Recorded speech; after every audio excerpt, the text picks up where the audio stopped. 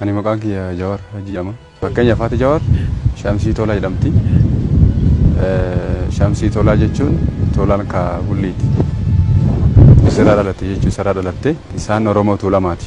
Shawarraa naannoo keenya kana biyya maatii keenya kan qubatanii.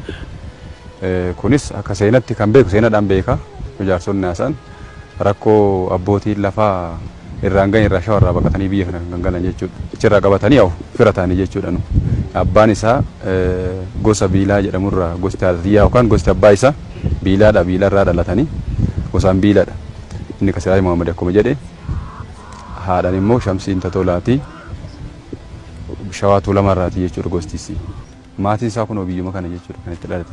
Kan itti guddate asirraa Arsii Godolchaa naannoo Culucii Riqsaa jedhamu galanii achirraa immoo Dhummuugaadha.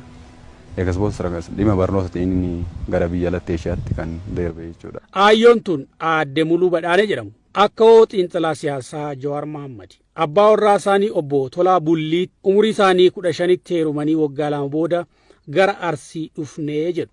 Bakka irraa godaananis dubbatu. Maqaan kan keessan? Kiyyamu. Muluudha kan. Muluu eenyu? Muluu Badhaanee. Badhaanee Tufaa Hirkoo Daacii Gowana Kooyye.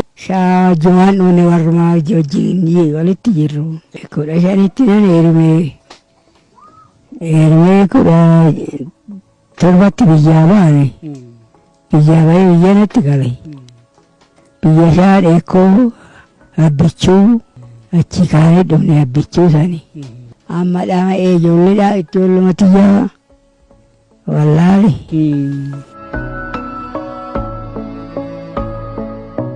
Isaan dheerina umurii ofiirraa baay'een waliin haasa'uu hin dandeenye maanguddoota birootti dabarra. Gandi kun Sangoo jedhan Sangoo jennaan. Okay, Sangoo jechuun. Sangoo jennaan. Asumatti dhalan. Abbaan kan kee Tolaa Bulliiti. Tolaa Bullii. Tolaa Bullii bunee jenna. Salaalee dhufan. Haadhatii achumatti fuudhee dhufe. Jawaar diimatti hin ta'e diimaa amma bakka gabaa hojjeduree jarri kun jiru kana. Haati kee waggaa meeqa hin ta'an jettee aadde Muluu? An waggaa 100 hin taatin jedhaa kun reefu 90 jedhu jira. Gara 90 jala dhufan. Yoo tilmaamu. Akkas jedha. Dhummuugaa boodarra dhaqne. Boodarra asii kaanee diimaa sanii xiqqoo gizee sana. Wonag jedhanii ari'an. Abbaa isaa jecha. Hidhaan illee xiqqoo asii kaanee dhummuugaa galle. Warri gaafa abbaa lafaa